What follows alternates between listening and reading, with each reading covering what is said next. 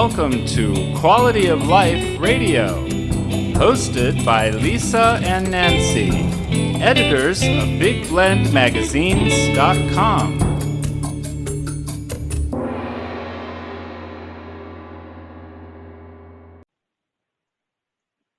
Well, are you a difficult person? Well, I know. Welcome to everyone to Big Blend Radio's Quality of Life show with Nancy Reed and Lisa Smith, the crazy mother-daughter travel team, and publishers of Big Blend magazines. We have Author-Sarah-Elliston back on today's show, and she loves to talk about difficult people and what's it like, if you are dealing with a difficult person, or maybe you are one. Who knows? I think we all have a streak of difficulty in our personality, in our digital makeup. It's going to be there. But she's joining us today to talk about being brave and really taking a look at positive changes we can make. And she's got a great article about it. You can see it up on blendradioandtv.com and also in the upcoming issue of Big Blend Radio and TV magazine. Sarah is the author of the book Lessons from a Difficult Person: How to Deal with People Like Us. You can get on Amazon, or you can go to her website, SarahElliston.com. She's a faculty member of the William Glasser Institute and a workshop leader and trainer. She's certified in values realization, parent effectiveness training, and reality therapy. And again, the book is Lessons from a Difficult Person. So welcome back, Sarah. How are you? I'm pretty good. Thank you. Thanks for inviting me back. Hey, it's always good to chat with you. And I think this topic really about making these positive changes, you have to recognize things about yourself. And you talk in your article about a burning bowl, that ceremony. Nancy and I've done it before. And I did it and burned people's names. So do you want to tell everybody, if they haven't done it's like the Burning Man Festival. You may want to do that, but tell everybody what the Burning Bowl is all about. Well, the Burning Bowl is a ceremony where participants write down the things that they would like to get rid of in their lives. And yes, it's usually other people's names or jobs or neighbors, or politics, political things. It's usually external things. And we happen to do it at my church on New Year's Eve. And I used to go and write, page after page after page, and then they decided that it was creating too much smoke to actually burn the paper.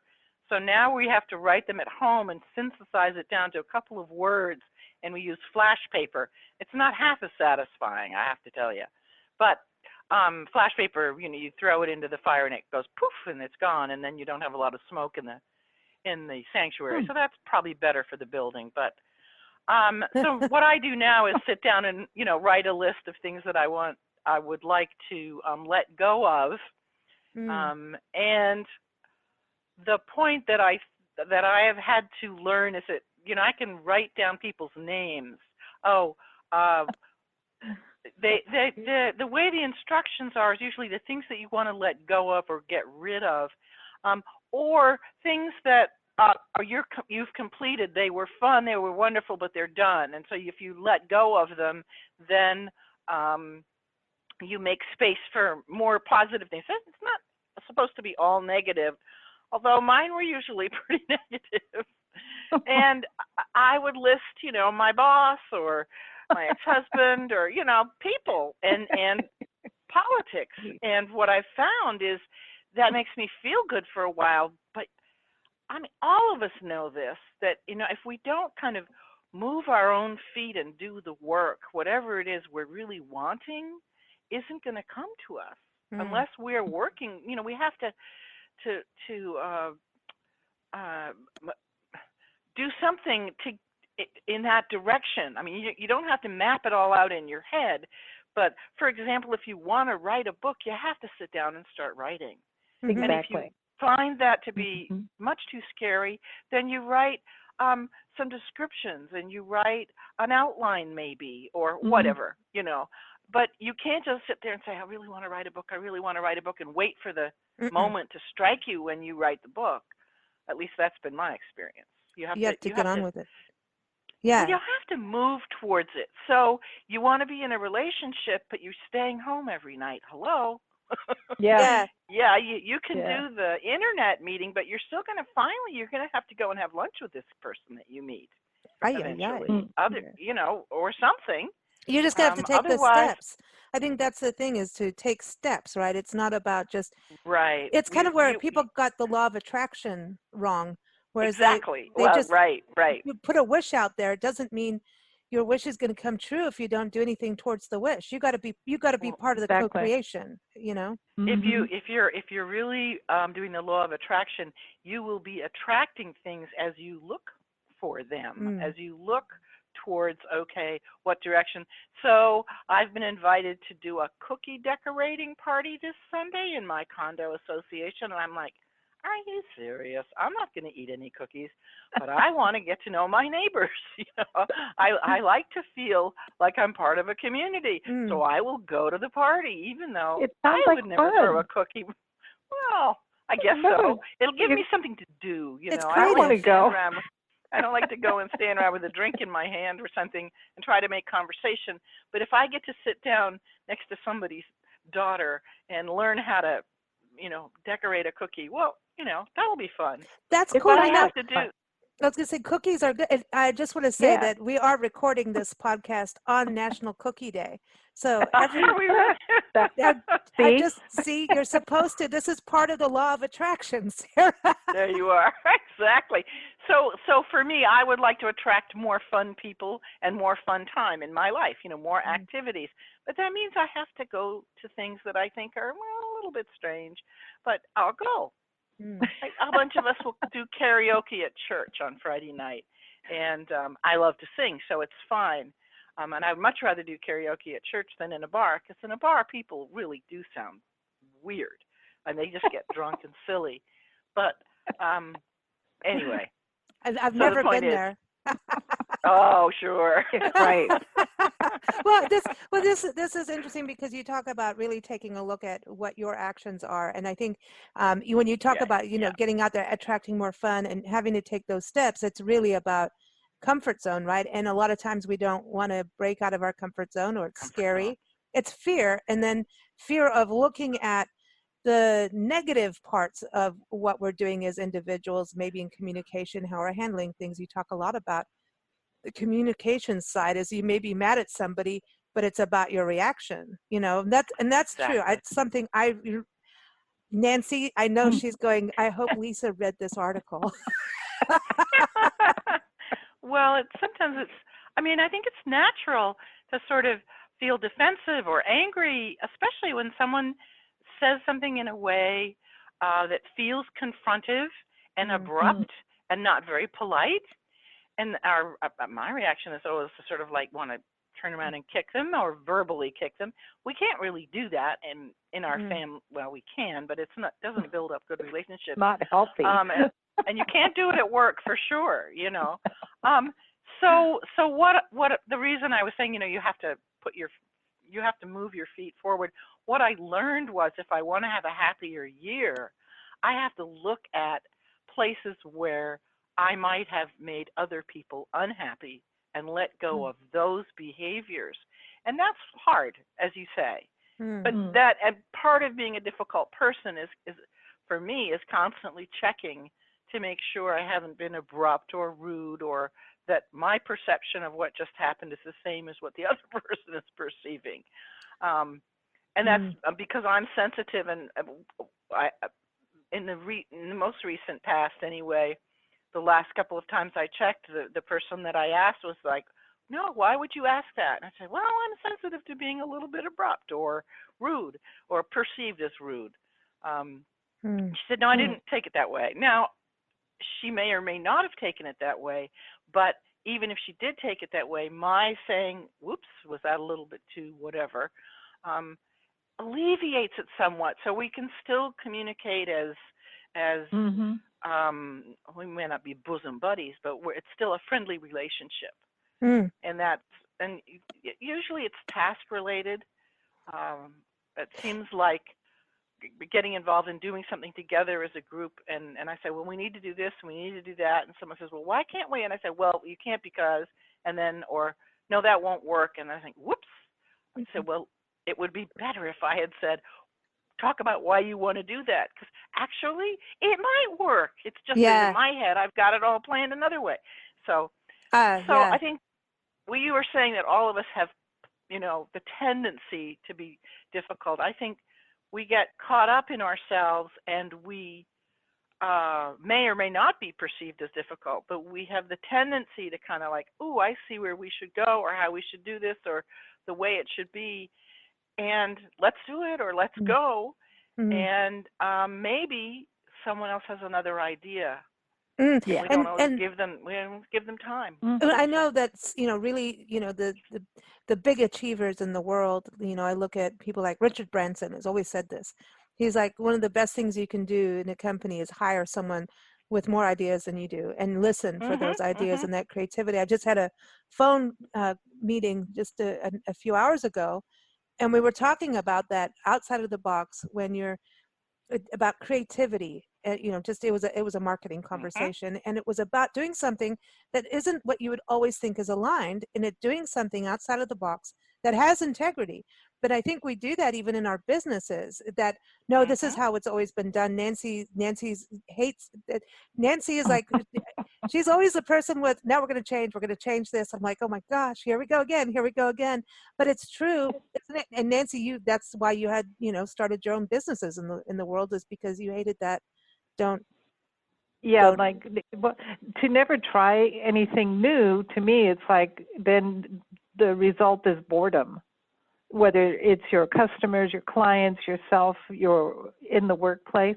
If you don't do anything new, then to me, that's a negative, because they have this law in nature, flight or fright. Or, you're either going to move, or you're going to go backwards, or you're going to sit still and pretend you're dead. Well, to me, then you're slowly dying. And I say move on, get on with it, do something new. And if it doesn't work, then you go, hey, I just learned that. I just learned that this is not the right way. Let's go find another way. But to just sit and do things the same old way. Yeah, but change can initially be kind of scary. Well, but that's what makes it fun. Well, for you. Some people might not find it fun. It feels a little unsafe, So I think it's important to recognize that because you're suggesting change and I want to dig my heels in, I have to say, okay, go ahead and talk about it, but give me a chance to get comfortable with it. I mean, we have to know ourselves, I guess, is the bottom line. We have to understand who we are and how we react to people and events, and then ask for what we need and make sure that we listen to what they need. You're really right. And the reactionary thing is, somebody said something to me the other day, and I automatically oh, this is going to be, I blew it up in my head immediately, and just stopped myself from even, calling that person, and going, hey, and then the whole thing blew over, and there was nobody meant anything wrong at all. And through a second conversation, found out that, okay, you're being sensitive, and you just blow up at it. You've got to let it, because here's the other thing, everybody's going through something, and you never know what that person is going through. And that's the other part of it. So our immediate reactions sometimes are just completely not based in anything good. They're just, it's just a puff of smoke. We're back to the smoke. There's triggers that everybody's got triggers, and so you might do or say something that you're completely don't realize that the other person is going to get their back up, because to them it's a trigger, and a lot of times it's got nothing to do with the current situation or the conversation, or the other person. It's a person has a trigger, and so reacts in a negative way, because it's almost like it's a habit almost. Yeah. And what I was thinking about when I am making my list now for the burning bowl, I look for experiences where I wish I hadn't had that instant reaction out loud. I can have it in my head, but I didn't act on it. And I think, for me anyway, I don't think I can get rid of my trigger, my trigger reaction externally, but I might be able to keep it inside until I understand what's going on. I guess that would be the best, it's actually it's self-love in a way, because when you've done something that you aren't happy about, in whatever it is, you can sometimes you either ignore it, which is it's gonna come back around. You're gonna repeat it until you look at it, or you're looking at it every day, and it's becoming a bigger problem, and you can not like yourself. And sometimes you need to go, okay, I did this way, now I'm going to change my behavior to not do that again. And I think the burning ceremony sometimes allows you to shift gears.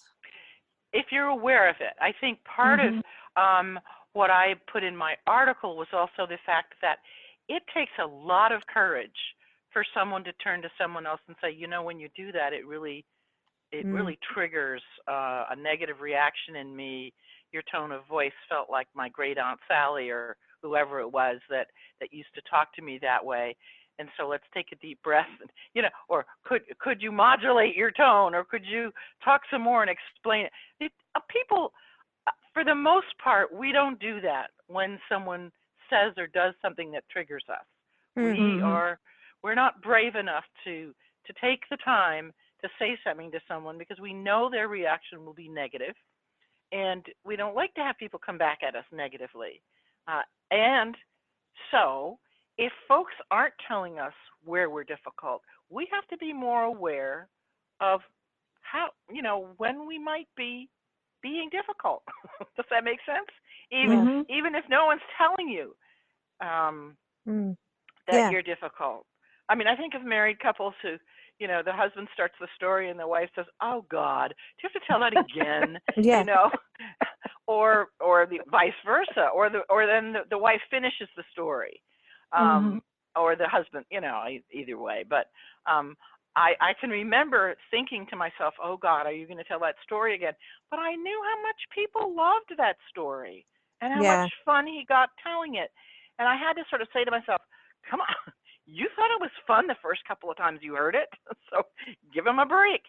But when partners in relationships, when we do that, our partner, our spouse may never say to us, when you say that and do that, it hurts my feelings.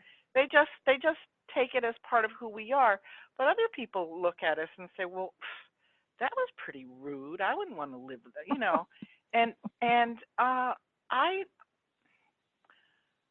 I guess what I'm saying is that it has to get really bad for the partner to turn and say, like in your relationship, you guys have worked it out, but if there's some little habit that one of you has. Oh yeah, we pick on each other. Oh yeah, we totally do. Are you kidding? Of course, especially but you know each other. But that's what's interesting about this whole thing is, you in your article, and just even in this conversation, you were talking about, like at work, we'll hold our tongue a little bit more. Not everybody does, but some, you like, hey, that's my income source, I'm not going to ruin that. But then, and home, like, and here's what's interesting, because your love for family, your loved ones, that's deep. You live for that love, yet when you want to pick at somebody, you're going to do it, and you will do it to them, but you won't do it to your income source. And it's not like, it's weird, that's survival, right? But when you're picking, then it's like almost chipping away at that relationship, but it's a natural thing to do. Like, Nancy's doing the map thing in the car, and I'm driving, and I'm watching someone try to cut me over, and Nancy tells me to go the wrong way. I promise that the wording in the car is not that nice. And then sometimes it's like, it's fine, I'm good. But if there's a high stress mode, I know I'm going to turn around and go, again, don't you know, left from right, or whatever it is, you know what I mean? There's going to be something like that. And then eventually she'll get me back no, make no mistake. She knows how to get me back good. And, you know, Sure. we know But each you do other. laugh, you know, you do laugh with each other. I mean, Yeah. you have Yeah. a good relationship. It's Oh, not, yeah. but I think what I was when you were talking, what occurred to me is that when we're more careful with our income source, if you will, and then we come home and we just sort of relax, and I just want to be me. And if I'm in a bad mood, I just want to be in a bad mood. And then, okay, you can be in a bad mood, but you don't have to be in a bad mood around other people. You can go off and, you know, kick a tree or something. Go to your, no, don't kick the tree. No, the tree As is long part as of it's our a big DNA. tree and it won't hurt it, you know. But just go take a walk. Go to do your something room. That Nancy used to tell me, go to your room. But yeah, exactly. Time go out. kick the wall or something. Yeah. No, but I Take think a time out. you know, when you're around other people, you're usually more careful than when you are around family and friends, because you kind of have that expectation that, oh, they know you well enough to know, oh, she doesn't really mean that, or he doesn't really mean that. They're just in a bad mood. And so, you know, family and friends kind of make excuses for you sometimes, unless you go way off the wall. But then if you're in, you know, in a surroundings where you don't really know the people or their business contacts and you don't really know them, you're more careful about how you behave usually. Well, I think so. And yet, your example is really good, because we make, what did you say? We say, well, we sort of not make excuses, but we say, well, that's sort of the way she is. What happens if that's the way she is at age 11, and then 21 and 31 and 41? By the time she's 51, nobody wants to be around her anymore. Yeah. Because no one said to her, hey, that was kind of hurtful. I know with my mother, for example, when I finally confronted her on something, she said, oh, you've always been too sensitive. And I just wanted to strangle her, because the whole point was I was sensitive, so why couldn't you be a little nicer? And her generation didn't hear what she was saying to me as criticism. She just didn't, it didn't occur to her it was criticism. It was sort of a joke, you know? And I wish I could have said something to her when I was 12. Like, Mom, that really hurts my feelings, but I didn't. But then she'd go, you just proved my point. Yeah, probably. Man. It's just, I just think it takes it's a, what's the word? It's to make the brave statement, if you will, that, you know, what you're doing or what you're saying kind of poisons the atmosphere for the rest of us, or something like that. And being willing to listen to the defensiveness and the argument. Like if I had said to my mom, yeah, I am too sensitive. What I said was, see, I'm too sensitive, right? So why didn't you act differently? And that's not what I would suggest.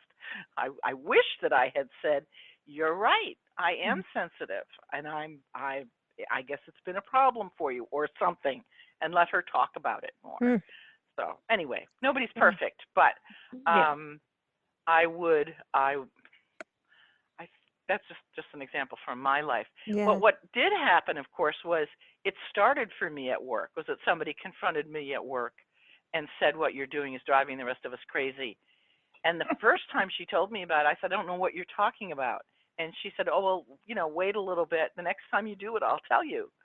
I said, okay. And then, you know, a week later, she pointed it out to me, and I was, oh, I didn't know I was doing it. And I think that's a key lesson if we have difficult people in our lives, that they don't know what they're doing or that they're doing it. And they probably don't realize that whatever they're doing is having an impact on anybody else, because they don't know they're doing it. I mean, it's just part of their natural makeup. And I guess that's what I meant about families saying, oh, that's just the way she is, or that's the way he is. He's just kind of a gruff personality or something like that. I think it doesn't hurt to grit your teeth and sit down and say, you know, sometimes this is a problem. But for me, once she pointed out what I was doing and I realized it was bugging everybody else, that's when I started looking around. I came home and asked my husband, what, do I do this? He said, oh, sure, yeah, we are used to it, is what he said, which really proves my point, doesn't it? Yeah. I think that's, because it's unconditional love, Well, yeah, except that he would have liked it if I didn't do it. Mm. It would have been we would have had a happier family if I didn't do it. See, that's the thing. It's about being honest and telling someone, but being kind, be kind when you do it. Right. And yeah. Well, I think we had other things that we talked about, but he said, oh yeah, and I remember saying once to my son, does it bother you? I used to get angry and sort of have little tirades and temper tantrums, and I said, does it bother you? And he said, oh, Mom, I'm used to it, but my friends kind of think you're scary. See, that, he was, that's a cute way. So, that's cute. That's cute. So I try not to be so, scary. I have to scare. Well, I try not to You're get not so scary. angry. You're not scary. Well, I think in this day and age, a lot of people are angry. And I think this whole kind of reminder and the burning ceremony for New Year's is awesome. New Year's is one of my favorite holidays. It's because it's like a birthday, And I think this is a good thing to do on birthdays. It's a good thing to do. I mean, we've got different New Years. We've got Chinese New Year coming up, and it's that shedding of the skin. It's allowing you to make amends with yourself and transform. Probably every 3 months is a good time to sit down and say, so am I still doing this behavior that I was hoping I would stop doing, or am I any better? Have I got any examples of success where I found myself not acting on that trigger? Things like that. Seasonal New Year's is a good time for that. I'm going to call it the seasonal burnout. The thing is, you really do kind of fall back into behaviors that you don't like about yourself when there's a moment of stress. Like I remember when the first time I led this tour to Kenya, and the whole thing was weird because I was told I had to pretend that I had been to Kenya before, and so the whole thing was stressful because it was horrible. And I mean, I was hired because I know about animals. And so it was, and the tour company, I was happy to tell people I'd never been here before, and they said, no way, no way, no way, they wouldn't be able to sell the tour. So the whole tour I had to basically lie. And they gave me the schedule, and they drilled it into my brain that you cannot be late for anything, you have to do the schedule. So I was shepherding people around. And this one girl in front of everybody, she turned around and she goes, Nancy, you're so rude. And I was shocked because I was like, me? Rude? Quiet Nancy? And that's what I almost cried. And then all these people, and they were all older than me. And I really didn't know what to do. So later on, I went to her room and I said, what did I do? And she says, have you ever tried saying, hey, ladies and gents, it's time to get back in the bus? And I was listening to her like, I'm not doing that. Because you just say, okay, time to go get in the bus. And I'm like, oh, okay, well, I don't know, man. I'm still kind of like, get in the bus. It's time to go. Get in the darn bus. What's your problem? It felt abrupt to her. Yeah. So she called it rude.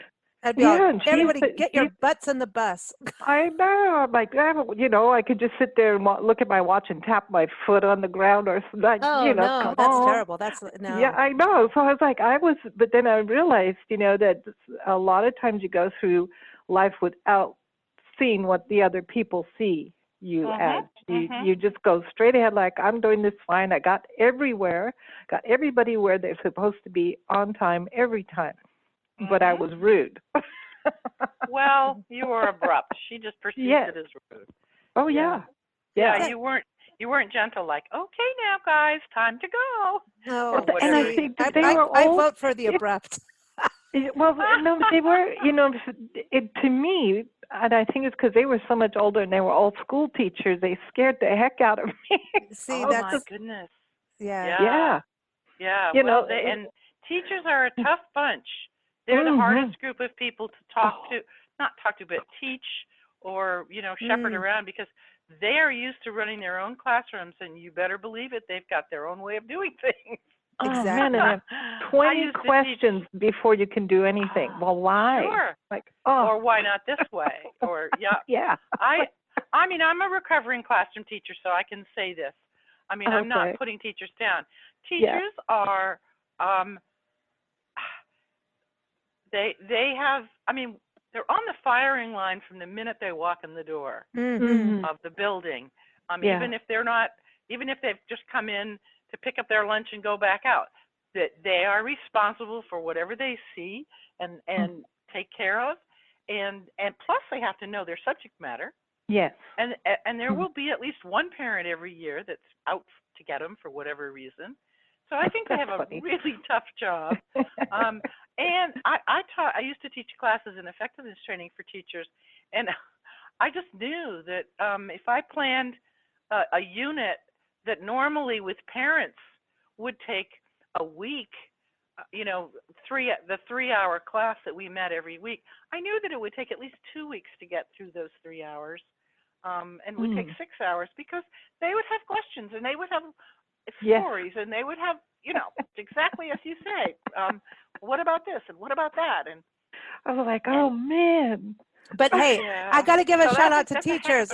I think they're important. I don't. They're vital. They're vital. I don't want them to email and go, okay, you get an F. Yeah. I don't want the red. No, I think the red pencil. What we're saying is it was a little bit unfair to give you a group of teachers the first time you did a tour, and then you weren't allowed to say, I don't know, I've never been here before, let's find out. That's wrong. That's wrong. That's just plain wrong, man. But it really, I was very prepared for the second time I took people on a tour. Yeah. But, well, I'm glad. It's but all she good. At least told you that she didn't like what you were doing. See, that's true. See, that's a lesson. There's lessons, and it's up to us to say, okay, what are we going to take this as a lesson? And you also have to go, are they right? And I think it's also, you got to take those lessons, observe them, and not beat yourself up, because that's the thing. We're talking about like the law of attraction and taking action on something that you do want to attract into your life. And you can't be scared, because if you make a mistake, and even if if you're rude to someone or you did something wrong, you're gonna do it. Everyone at some point is gonna do it in their life. Offend somebody else, because you can't help it, because some people are just offendable. Like they think everything. Easily offended, yes. Yeah, I mean, I saw this thing on Facebook where your earrings were a little mini toilet paper for those who are easily offended. They have toilet paper on your earrings so you can wipe your eyes. And so there's a line of having to build up your stuff, and I think it goes both ways on this. So I love this article, and I love the burning exercise, and I forgot about it, and now I'm going to go right back into it. I don't know how with us traveling full time across the country on our Love Your Parks tour, I wonder how many hotel rooms will enjoy us doing this, Nancy. I'm just kidding. Right. You might want to take it out into the parking lot when you actually burn. I know. It's go to the beach. But everyone, it's a very cool exercise, and you can read Sarah's article up on blendradioandtv.com.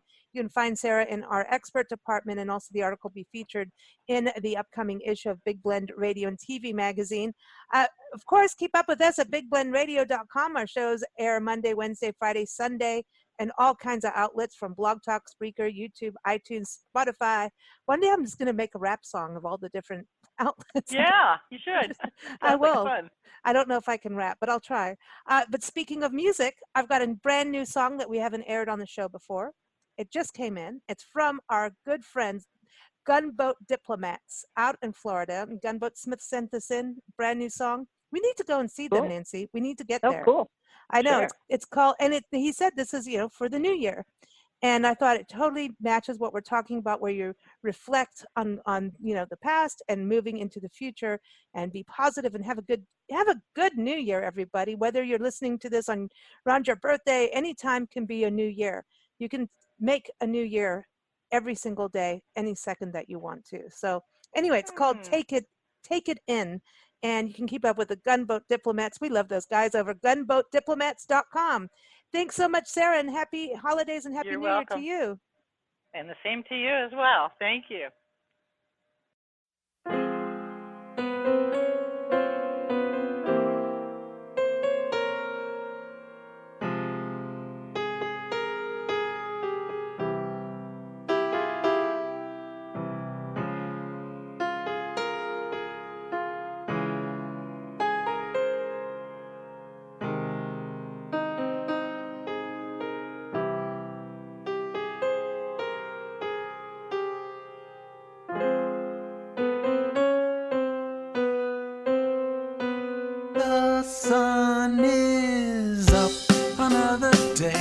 So